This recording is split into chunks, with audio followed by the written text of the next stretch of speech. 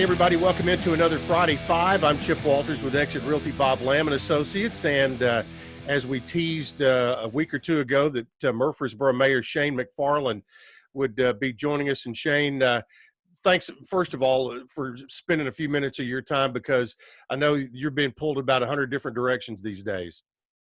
Yeah, no, man, my pleasure to be here. And this is the first interview I've done with my freshly new haircut, Chip. Well, I will tell you this, between now, when we're recording this, and it airs on Friday, I will have my first legal haircut as well. So Awesome. as soon as I leave this recording, I'm going straight to get it. I need it. Uh, there are all kinds of different sources where people can go and get numbers and facts and all that. I wanted to talk to you today as a husband, a father, a businessman, and also just, from an emotional standpoint, we're closing in on 1 week of the reopening of Murfreesboro. I just kind of want to get your gut driving around, seeing folks, that kind of thing. Yeah. Are you happy with the way people are handling it, or what advice, what are your feelings, and what advice do you have as we go into the second weekend of it? I could tell on Friday when several things were lifted and things were opening back up last Friday. I gauge it by traffic, and traffic in Murfreesboro was definitely back to, I don't say back to normal, but it heavily increased on Friday. I noticed that. I think things have gone, from what I can tell, as good as to, as well as to be expected. Now, yesterday was the first day that hair salons and those places could open up. And I did a little walkthrough on my mayor page yesterday, showing all the things that they're having to go through. What I've told several people is that I think, as a business owner, now's your time to be able to show what makes your business different. And like Urban Image that I went to yesterday, I mean, they walked through and had temperature checks. They had masks on. They had their stations spread out. So, I mean, I think what I'm seeing is most people are following the guidelines. But, I continually will get this email, Chip, about, why are you guys opening up? And there's really 2 points. We all answer to someone, and the state clearly in a short civics lesson, we answer, the city answers to the state. So, the governor makes those decisions, and we do the best we can to enforce and follow, those guidelines. But, I think the second thing, there's a misnomer out there that every day when you see the positive tests go up, that we're not, that things are not getting better. But really, you have to look at positive tests in relation to the number of people being tested. I mean, it's just safe to say that positive tests are going to go up because there's more people being tested. And, I've heard from several people, several of our friends we know that are MTSU supporters that, went and got the antibody test, and they tested positive for the antibody test and have been asymptomatic. So, I mean, I think it goes to show there's things out there that I think are going well. Yeah. And, the city's part of the county's part of the state, and the state's part of the country. It all falls in line. And here locally, you, Mary Esther, Bill Ketron, the mayor of Eagleville and Laverne, you all have to kind of work together, because we're all part of, different subsets of the big set. Yeah, I mean, we started that back. I was telling my kids last night, we were watching a church service on TV, and I just said, hey, I want you to know, a month ago, Mayor Ketron, Mary Esther, Chad in Eagleville, and Jason in Laverne, we were trying to figure out where we could build and help with building makeshift hospitals. I mean, we were saying April 25th, that's when the surge was supposed to be here. And that, we were all trying to figure out, what are we going to do? How are we going to be able to handle that? And, the surge didn't come. And I think that's really where, there's a lot of planning to go in place. I'm proud of the people that I get to serve with, but, we can't take credit for that. I mean, you've got emergency service providers, people who are a whole lot smarter than I am, who've helped along the way. But, I think that what I keep pushing out is we're not over. This is not over. but at the same time, there's some cautious optimism as we go through. You and your family you're an active group, active bunch, and your kids in particular. When this came about, you had to go on and talk to your constituents. But how did you talk to your kids, and how did you and Ashley talk to them and kind of explain what was going on? It's different because I've got two 16-year-old kids, twins, and then I have a 7-year-old. And the conversations that we have with the 16-year-olds were much different than the conversations we have with the 7-year-old. But I really think what we try to say is, we have a saying in our family that, if you're going to be stupid, you better be tough. And it really is more for the 16-year-olds that, the choices, they make dumb choices, you better be tough.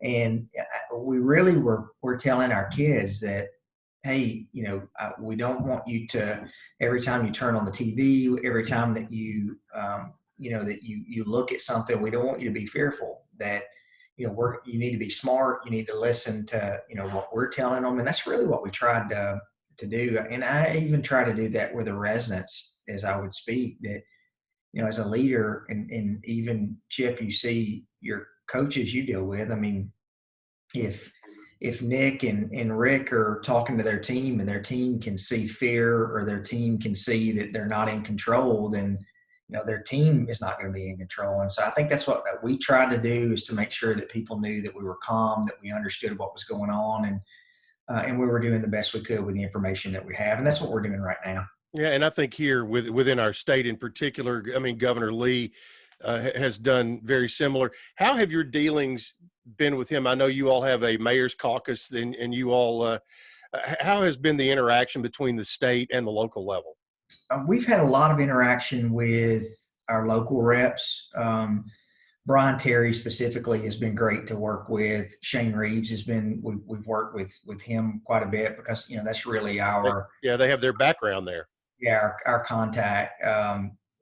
We haven't, besides emails, we get a lot of emails from the state. I mean, I haven't had direct contact with Governor Lee. I think he's probably got more important things to deal with than thinking about what the mayor of Murfreesboro thinks. So, but I mean, we all have tried to work together with the information that we get. I think looking in the weeks to come, there's probably going to be some good discussion on how moving forward, you try to see how we could have handled things better, and maybe where we did have pitfalls, that communication could have been a little better. But I mean, I don't have any complaints. No one can prepare for dealing with this. I mean, no one can prepare.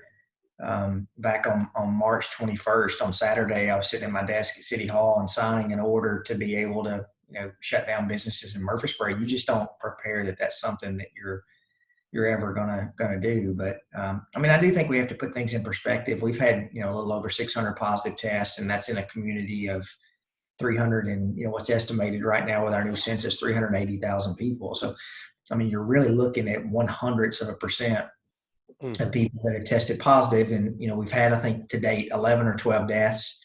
And it's easy for me to say that that's a low number, unless you're one of the 11 or 12 people who passed away. And so I think we have to keep that in perspective. Yeah. You mentioned closing businesses. They are opening back up. You're a part-time mayor. People sometimes don't forget that. You have a job, and you are an entrepreneur. You're a businessman in this community as well. From a business standpoint, as we move forward into this, what advice do you give other small businesses? Because that's what our community is really built on. So many small business people, as we continue to expand and open back up. I think you have to be able, on two fronts, you have to be able to show, if you're in a retail or a service industry, you have to be able to show that you're doing the right thing with the guidelines that have been pushed out. I think that's paramount, to make sure that you're, if people get sick coming to your business, that's not a good sign for you moving forward. I think for a lot of us who are in different industries, it's really going to be a wait and see period to see where we are. I think what we're trying to do as a city, and I would say this as a small business owner, our government shouldn't be in the way of us being able to do our jobs. So, we relaxed and even did away with several ordinances inside the city. I mean, I think it's safe to say that, having your toots delivered to you and you being able to have a gallon of beer delivered to you at the same time. I mean, we've all made it being able to do that. Yeah. Or ordering fajitas and having a margarita sent to you. Yeah. I mean, I'm not using it as alcohol but I mean, I think we've been able to make it without having those ordinances in place. And moving forward, what we're advocating for and what we're going to look at as a city is we're going to make that permanent.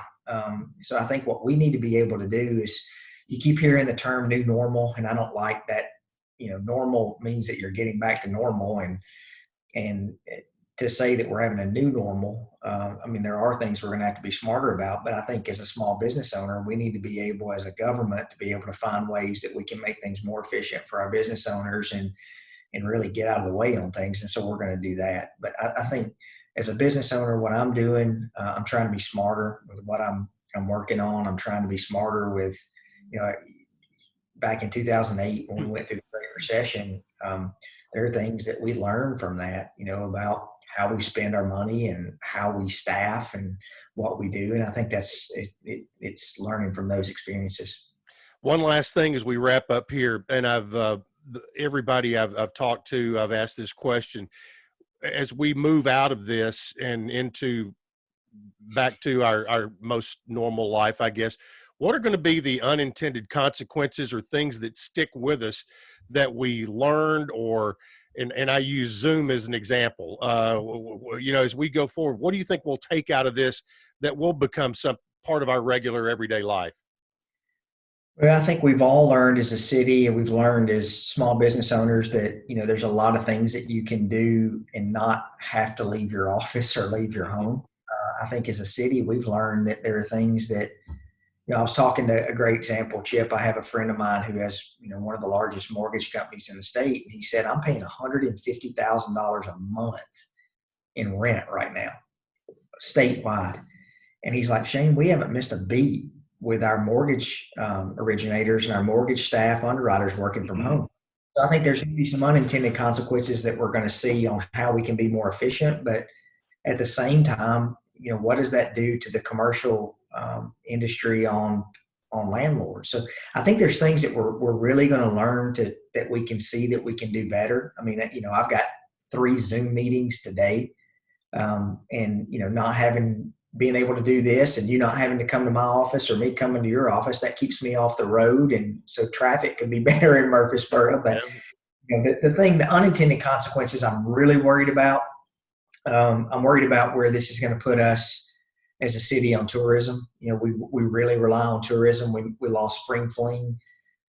So I'm really concerned on what that's going to do long term, if people are still going to want to get out. But I think the other unintended consequence that hopefully I think people will learn, we need to be measured when these things come up, but we don't need to freak out. And I think there was a lot of freak out that was going on just because, we hear all these things about, there are 2.5 million people that were supposed to die because of this. And, I think it's a blessing that didn't happen, but we're going to have to be able to be measured, that we can't live our lives in fear, that we need to be smart. And looking back, I hope that those are some of the things that we learn. Yeah, hope so. Shane, I appreciate the time. The one thing I'm really blown away by is your boys are 16 now. I can't believe that. You remember when we were at the Bahamas Bowl and they were being interviewed by you and Wes and Coach Stockstill, and they were like, I think they were 7 or 8 then. Yeah. Wow, amazing. But my very best to you and Ashley and the kids, and thanks a lot for your leadership through all this. Thank you, Chip. All right, that has been Mayor Shane McFarland, Mayor of Murfreesboro. We'll have another update for you next week, and we'll see who we'll have on here with us. This has been the Friday Five, and I'm Chip Walters from Exit Realty Bob Lamb & Associates. Have a great, safe weekend out there.